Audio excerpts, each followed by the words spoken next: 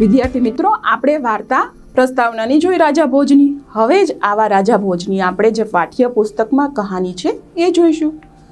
અહીંયા જુઓ, રાજા ભોજ છે પોતાના રથની અંદર રાજ્યમાં ફરે છે અને દરેક પ્રજા છે એ કઈ રીતે પોતાનું જીવન જીવે છે એ જોવા માટે નીકળે છે. राजा भोज बड़े प्रजावत्सल थे. वे स्वयं राज्य में घूम घूम कर प्रजा की कठिनाइयों को देखा करते थे और उन्हें दूर करने का प्रयास करते थे. बराबर. राजा भोज પહેલાના સમયમાં રાજા છે એ પોતે જ પોતાના સેનાપતિઓ દ્વારા તો કાર્ય કરાવતા જ હતા. આમ છતાં પણ રાજા છે એ પોતાના રાજ્યની પ્રજાને કંઈ પણ દુઃખ નથી, કંઈ કઠિનાઈ નથી એ ધ્યાન રાખવા માટે પોતે સ્વયં સમય કાઢી અને જતા હતા. એની વિરુદ્ધમાં તમે અત્યારના સમયની વાત જુઓ. નેતાઓ આપણી પાસે વોટ માગવા આવશે, પરંતુ ચૂંટણી જેવી જ જતી રહેશે એટલે શું કરશે? કોઈ તમને દેખાશે નહીં.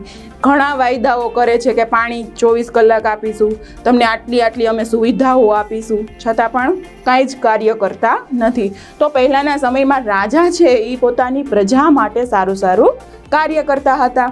આપણે ગોંડલ સ્ટેટ છે તો એ સમયની અંદર પણ ભગવતસિંહજી જે છે એના વિશે તમે વાર્તાઓ સાંભળેલી હશે, અથવા તો તમે ગૂગલમાં એના વિશે સર્ચ કરીને જોજો. તો એણે પોતાના રાજ્યનો કઈ રીતે વિકાસ કરેલો, કઈ રીતે આદર્શરૂપ બનેલું હતું આ ગોંડલ સ્ટેટ એ જે તે સમયની અંદર, કે ફોરેનની કન્ટ્રીમાં એ સમયે જે વિકાસ હતો એ વિકાસ આપણા ભારતમાં ગોંડલ સ્ટેટમાં જોવા મળતો હતો. ત્યાં છોકરીઓ છે જે સમયની અંદર છોકરીઓને ભણાવવામાં ન આવતી હતી, એ સમયે ગોંડલ સ્ટેટની છોકરીઓ 7 ધોરણ સુધી અભ્યાસ કરતી હતી. તો કેટલો વિકાસ! અને રાજા કેટલો હશે સાક્ષરતા તરફ નાની, કે જે એવું માનતા હતા કે દીકરીઓને પણ સમાન અધિકાર છે શિક્ષણ મેળવવાનો. આવો વિચાર એ રાજાને તે સમયે આવેલો હતો. તો આવા પ્રકારના રાજાઓ આપણા ભારત દેશની અંદર પણ થયેલા છે. અને એમાં તમે ગુજરાતના રજવાડાઓ છે, બરાબર, તો એ રજવાડાઓ વિશે પણ તમે માહિતી એકત્રિત કરી અને જોશો તો ખ્યાલ આવશે કે રાજા છે પોતાની પ્રજા વિશે શું વિચારતા હતા. તમને ખ્યાલ હોય તો તમે અત્યારે ગોંડલ સ્ટેટના આજુબાજુના ગામડામાં ક્યારેક રસ્તા ઉપર નીકળો તો ત્યાં થોડા અંતરે તમને પહેલાંના સમયની અંદર જ્યારે લોકો ભારો લઈને એક જગ્યાએથી બીજી જગ્યાએ બળતણ લઈને જતા હતા તો કોઈ એનો ભારો નીચે ઉતારી ન દેતું હતું. તો એ સમયે ભગતસિંહજીને આવો વિચાર આવેલો. એ સ્ટેટના રાજા હતા, એને વિચાર આવ્યો કે આ વ્યક્તિઓ આવી રીતે જાય છે તો એને પોરો કોણ ખવડાવશે?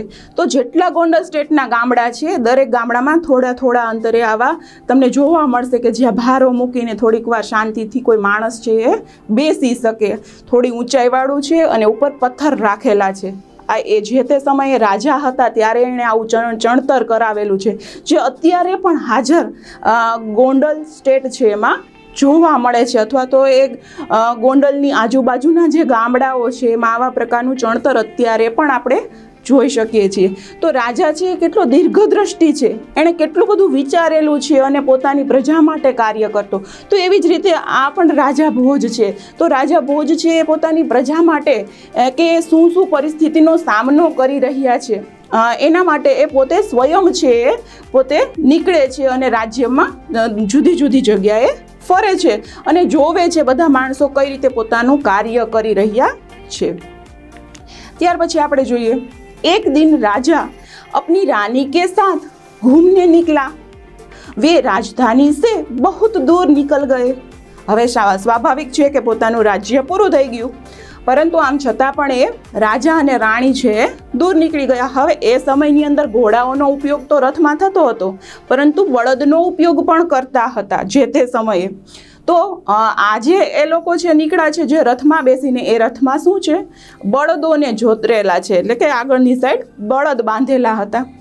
वह देखते हैं कि एक खेत में एक किसान हल जोत रहा है, मगर उसके एक हल में एक ही बैल है, दूसरे बैल के स्थान पर उसकी स्त्री हल खींच रही है. આશ્ચર્યની વાત છે, બરાબર. ખરેખર તો તમે જોયેલું છે કે ખેડૂત છે પોતાના ખેતરની અંદર જ્યારે ખેડતો હોય છે ત્યારે બળદ પહેલાંના સમય, હવે તો ઘણા નવા ઓજારો આવી ગયા, ટ્રેક્ટરનો ઉપયોગ થાય છે, બરાબર. તો એ સમય પ્રાચીન સમયની વાત છે કે જ્યારે બળદોને લઈને ખેતર ખેડવામાં આવતું હતું. તો રાજા ભોજની નજર શેના સમક્ષ જાય છે?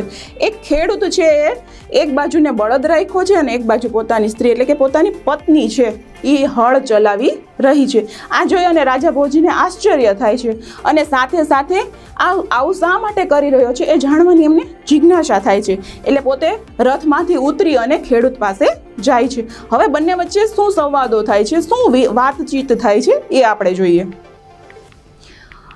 राजा भोज किसान को रोककर वजह पूछते हैं. तब किसान कहता है कि मेरा बैल मर गया है, दूसरा बैल खरीदने के लिए मेरे पास धन नहीं है. બરાબર, શું જવાબ અથવા તો એ કારણ દર્શાવી દે છે કે હું શા માટે મારી પત્ની છે એને આટલું બધું કષ્ટ આપી રહ્યો છું, કે અત્યારે તો મારી પાસે નવો બળદ લેવાના પૈસા નથી, એટલા માટે મારે મારી પત્નીને ત્યાં રાખવી પડે છે, નહીંતર અમારું ગુજરાન કઈ રીતે ચાલે, અમારું ઘર અથવા તો અમારો નિર્વાહ ઘરનો કઈ રીતે ચાલે, એટલા માટે હું આવું કાર્ય કરી રહ્યો છું. ત્યાર પછી શું થાય છે એ આપણે જોઈએ.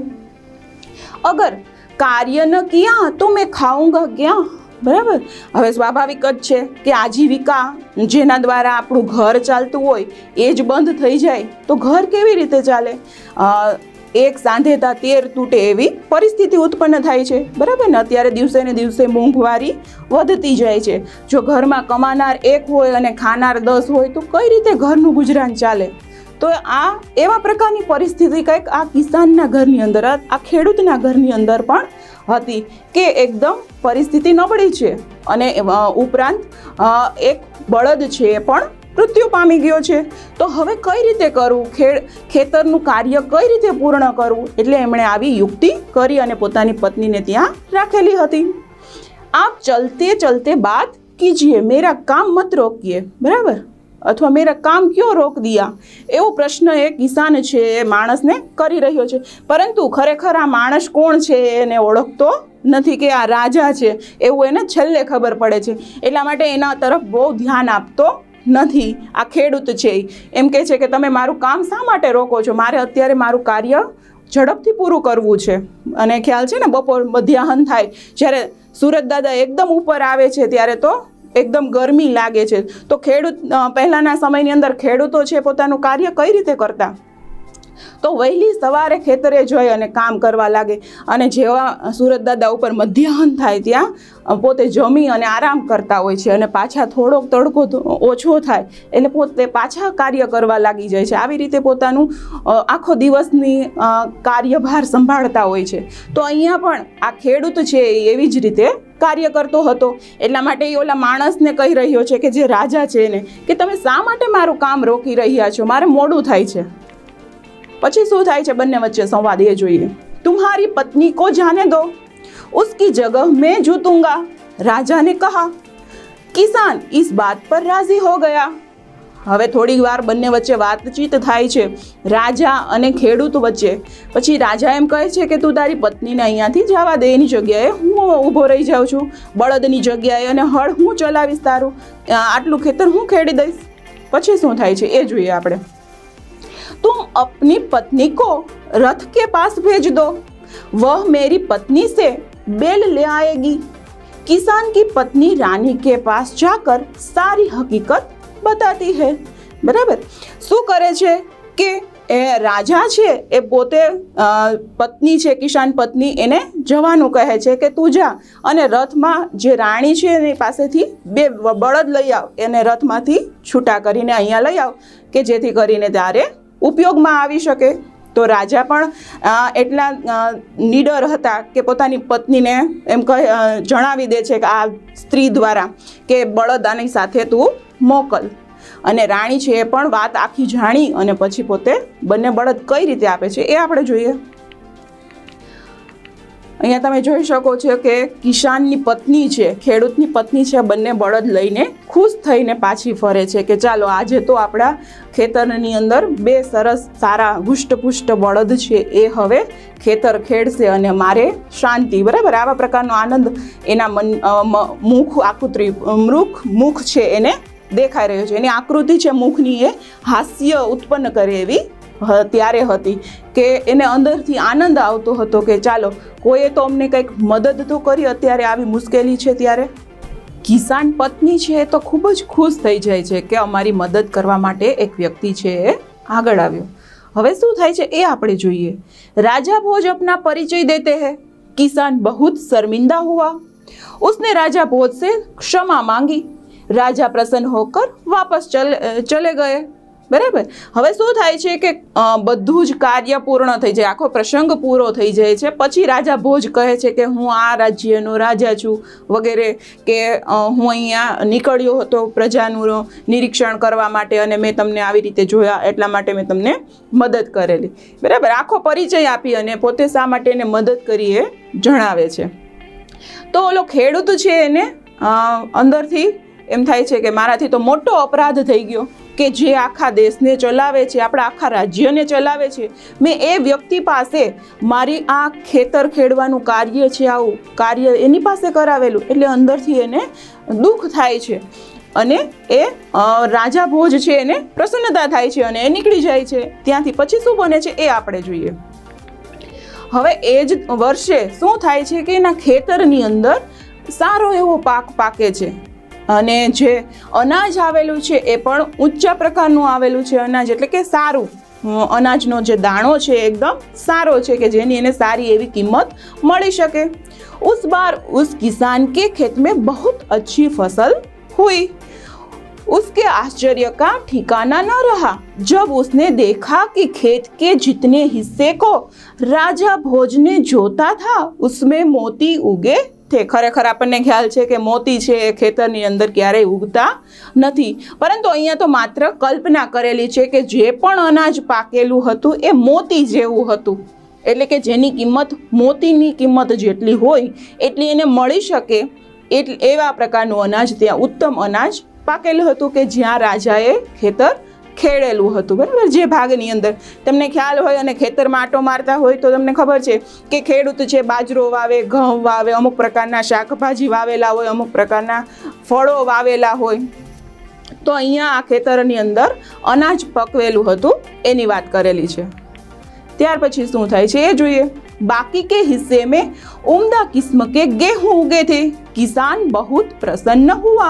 હવે સારા પ્રકારનું અનાજ કે ઘઉં સારા પ્રકારના પાકેલા જોઈ અને ખેડૂત ખુશ થાય છે. શા માટે ખુશ થાય છે? એને અંદરથી આટલી બધી ખુશી શા માટે છે? તો રાજા ભોજ તરફથી મળેલા જે બે બળદો હુષ્ટપુષ્ટ અને જે ખેડવામાં એકદમ સરળતાથી અને ઝડપથી ખેતર ખેડી દે એવા પ્રકારના જે બે બળદો હતા એમનો પણ એમણે ઉપયોગ કર્યો હતો. જેના લીધે શું એમણે, તમને ખ્યાલ છે ને, જે ખેડૂતનો પુત્ર છે એને ખબર હોય છે કે ખેતર પહેલાં ખેડવામાં આવે, પછી એમાં દાણા વાવે, પછી એને યોગ્ય પાણી પીવડાવે, પછી કંઈક પાણી વહેલી સવારે વાળવા જાય. આવા પ્રકારનું ખેડૂતના દીકરાને ખ્યાલ છે કે કેટલી બધી પાછળ મહેનત હોય. ત્યારે આપણે સરસ મજાના ઘઉંને જોઈ અને રોટલી બનાવીએ છીએ, બજારમાં મળે છે અને ઘરે આવે એમાંથી રોટલી બનાવીને ખાઈએ છીએ. તો એની પાછળ ખેડૂતની કેટલી મહેનત છુપાયેલી હોય છે.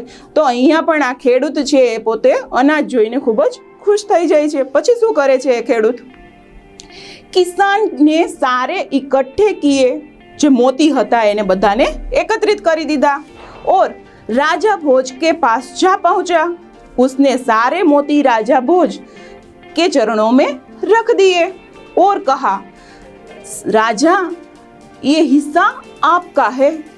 ऐसा उसे बताता है कि તમે આ વાવેલું હતું, જ્યાં ખેડેલું હતું ત્યાં મોતી ઉગેલા છે અને આ તમારા ભાગના મોતી છે, હું અહીંયા દેવા આવેલો છું. राजा ने किसान को रखने के लिए कहा पर किसान माना नहीं. वो अपनी हठ पकड़ के वहाँ खड़ा रहता है कि नहीं राजा जी आप उसे ले ही लो क्योंकि ये आपका ही हिस्सा है. અને ખરેખર પાઠનું નામ એટલા માટે જ તો આપેલું છે. બંનેના હઠ છે, એક તરફ કિસાનની હઠ છે અને એક તરફ રાજાની હઠ છે. એટલા માટે તો રાજા કા હિસ્સા પાઠ છે અહીંયા આપણે જોઈ રહ્યા છીએ. એનું ટાઇટલ જ એવા પ્રકારનું અહીંયા આપેલું છે. राजकोष में जमा करने की प्रार्थना करता है तथा राजा बहुत प्रसन्न हुए और उन्होंने मोती स्वीकार कर लिया. बराबर. જ્યારે એને ખ્યાલ આવે છે કે આ ખેડૂત છે એ એમનો પાછો જશે નહીં, પોતે જે લઈને આવેલો છે એનો સ્વીકાર હું નહીં કરું ત્યાં સુધી અહીંયાથી નહીં હલે. એટલે એ છેલ્લો રસ્તો કાઢી અને રાજા ભોજ છે એવું કહે છે કે આને તું રાજકોષની અંદર જમા કરાવી દે.